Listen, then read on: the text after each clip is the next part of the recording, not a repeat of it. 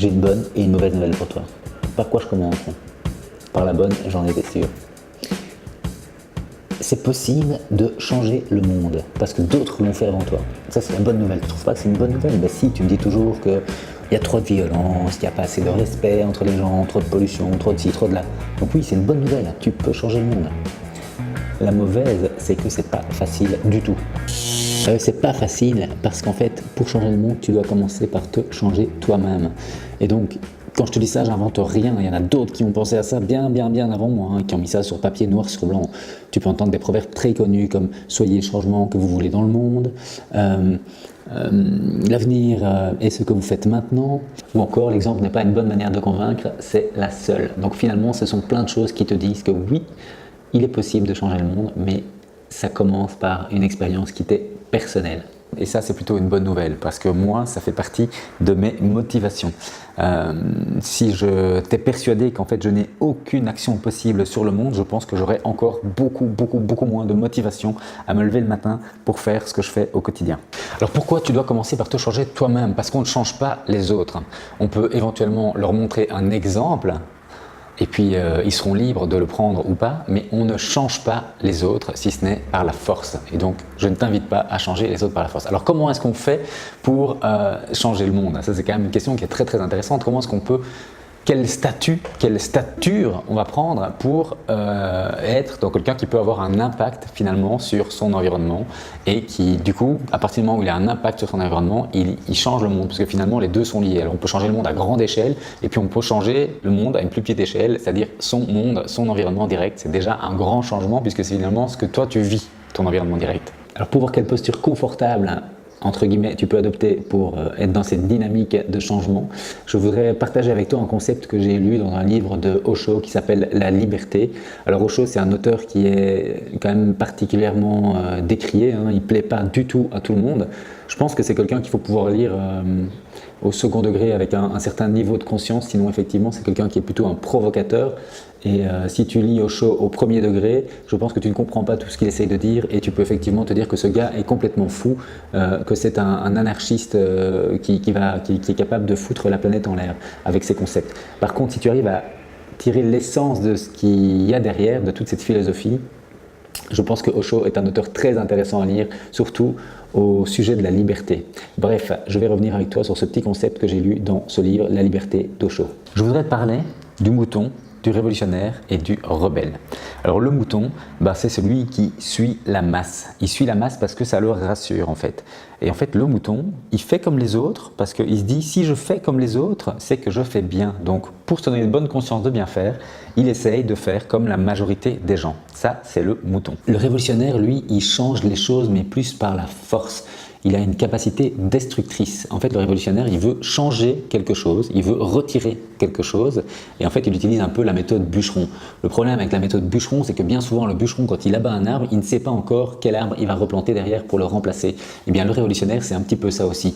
Il est clairement convaincu que ce qu'il vit, que le système en place, etc., n'est pas ce qui lui convient et donc il veut le remplacer. Par contre, il a rarement toute la suite logique et la construction derrière. Donc, le révolutionnaire est dans une logique un peu destructive, si tu veux. Il veut faire tomber quelque chose et il n'est pas toujours dans une logique constructive de dire ok on fait tomber mais derrière on construit quelque chose vraiment qui nous convient. Finalement le révolutionnaire il met parfois plus d'énergie dans la volonté de changer que dans le changement lui-même. Alors le rebelle lui il a encore une autre approche si tu veux. Le rebelle il est plus conscient des problèmes, conscient de ce qui ne lui convient pas, mais au lieu de vouloir commencer par changer les autres pour adapter finalement l'environnement, quelque chose qui lui convient, il essaie déjà de se changer lui-même et de créer autour de lui un environnement qui lui convienne sans changer les autres. Donc le rebelle, il se change lui-même sans vouloir que les autres fassent pareil, sans attendre finalement que tous les autres fassent pareil.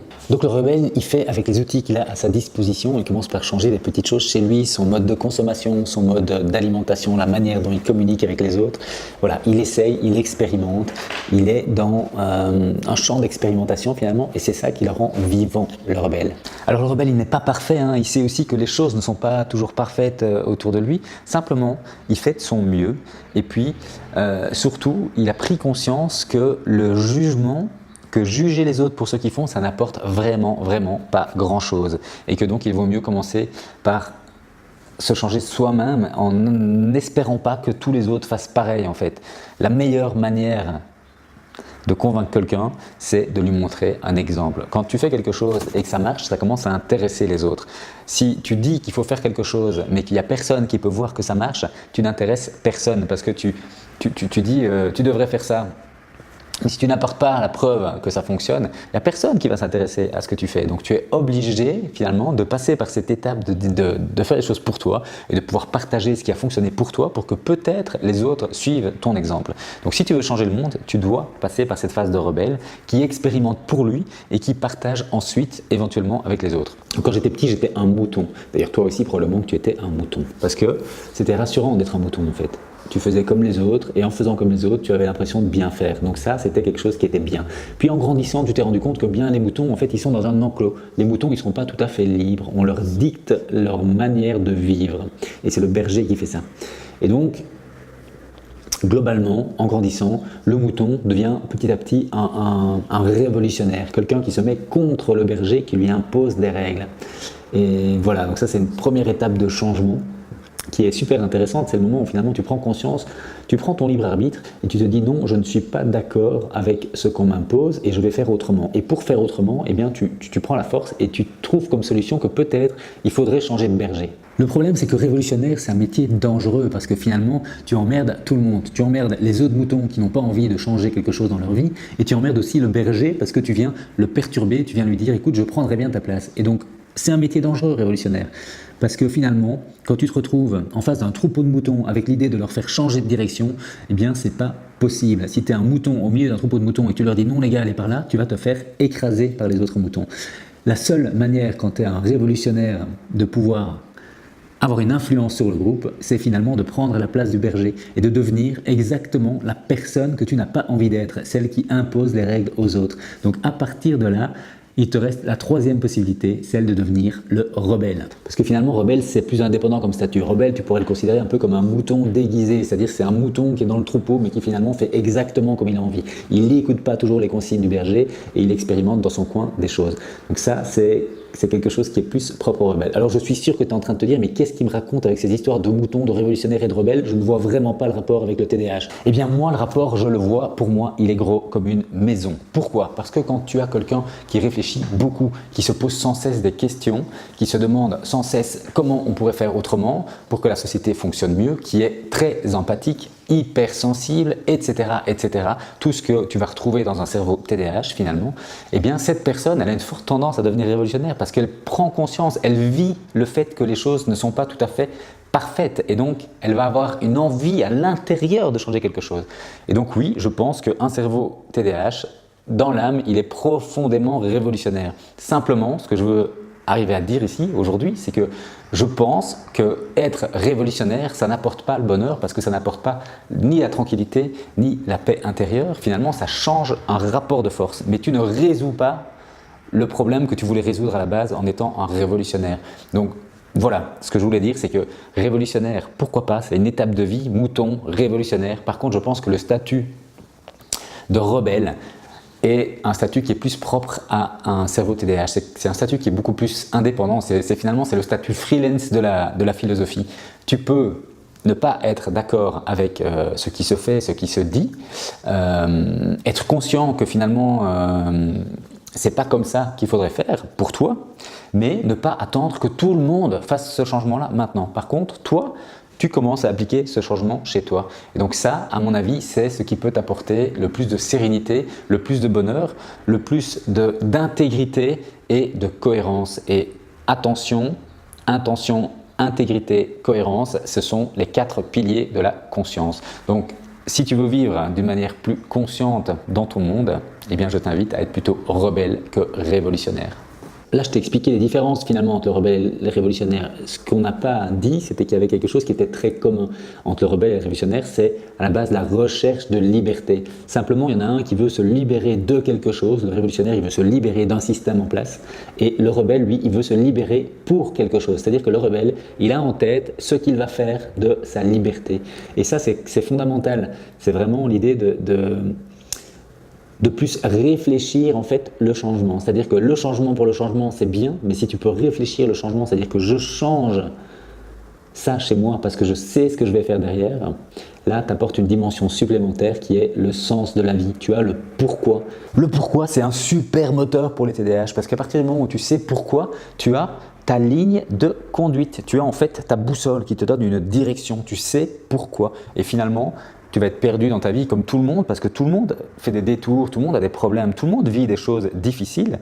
Par contre, quand tu as ce pourquoi, tu peux te recadrer sur ce pourquoi et reviser finalement cette direction qui est comme une ligne que tu peux suivre et qui va t'apporter de la sérénité parce que quand tu es paumé, tu sais que tu peux te raccrocher à ça. Donc je t'invite aussi à trouver ton pourquoi en fait. Et le rebelle, c'est la personne qui va chercher le pourquoi à la limite plus que le comment. Conclusion de cette vidéo quelque peu philosophique. Le bonheur, quand on a un cerveau TDAH, ne va pas se trouver chez les moutons parce que vous n'êtes pas un mouton comme les autres. Le bonheur ne va pas non plus se trouver en tant que révolutionnaire parce que finalement, la révolution n'amène pas la paix et la tranquillité d'esprit, elle change juste le rapport de force. Donc le bonheur, en fait, tu peux le trouver si tu places ton énergie au service de ton propre changement pour devenir une meilleure version de toi-même. Comment est-ce qu'on fait ça? On fait ça en s'inscrivant dans un processus de formation continue, un processus d'apprentissage continu. C'est plus un état d'esprit qui permet en fait de s'inscrire sur la durée dans un changement perpétuel. La vie, c'est le mouvement, la vie, c'est le changement. Et donc, l'état d'esprit, c'est quoi? C'est un état d'esprit, il faut de la curiosité. Alors, on est TDAH, on est passionné, on est enthousiaste et donc on a un grand potentiel pour être curieux puisqu'on prend toujours les petites routes secondaires pour obtenir le résultat que tout le monde va directement par l'autoroute. Donc voilà, ça c'est une première chose, la curiosité. L'apprentissage, donc on apprend tous les jours, on apprend des autres, on apprend surtout de notre propre expérimentation. Et puis la compréhension. Avec ces trois choses-là, en fait, ça permet vraiment, je pense, de trouver, de se rapprocher en tout cas de ce qu'on pourrait appeler le bonheur. On s'inscrit dans un processus de formation continue, dans un processus de développement continu. Et voilà, alors, cette vidéo est finie. Je voulais vraiment partager ça avec toi parce que c'est quelque chose qui me parle beaucoup et je rencontre autour de moi beaucoup de révolutionnaires malheureux. Et moi-même, j'étais un révolutionnaire malheureux. Alors quand tu es révolutionnaire, le problème, c'est qu'il y a un moment où tu prends conscience que si tu veux vraiment changer les choses, tu vas devoir risquer ta vie. Et donc ça, c'est pas toujours quelque chose que tu as envie de faire. Et donc c'est un peu le souci. Et c'est pour ça que moi, j'ai réfléchi à ça et que je voulais vraiment partager avec toi ce côté, voilà, on n'est pas obligé d'être un mouton, on n'est pas obligé d'être un révolutionnaire. Il y a ce statut de rebelle qui peut très bien convenir. Voilà, cette vidéo est terminée. Alors n'hésite pas à mettre dans les commentaires ce que toi tu en penses de cette histoire de révolutionnaire, de rebelle, de se libérer de quelque chose, de se libérer pour quelque chose. C'est quelque chose c'est un sujet qui peut être passionnant, donc je serais très heureux de partager ça avec toi à travers les commentaires. Et d'autre part, si cette vidéo t'a plu, tu t'abonnes et surtout tu la partages sur les réseaux sociaux. À très bientôt, cette vidéo est finie et tu le sais, quand c'est fini, on sonne la cloche comme à l'école. Alors est-ce que toi, ça t'arrive parfois de te poser des questions auxquelles tu sais très bien qu'il n'y a pas de réponse claire, c'est pas noir, c'est pas blanc. Et pourtant, tu ne désespères pas de trouver une réponse qui se satisfasse. Et donc, tu continues de chercher cette réponse. Et à un moment, tu trouves une réponse effectivement qui te satisfait. Et bien, cette réponse, ça s'appelle une croyance. Tu la prends, cette réponse, comme une croyance et tu vis avec pendant un certain temps jusqu'au moment où tu vas adopter une nouvelle croyance parce qu'elle te sera plus utile. Et bien, moi, ça m'arrive tout le temps.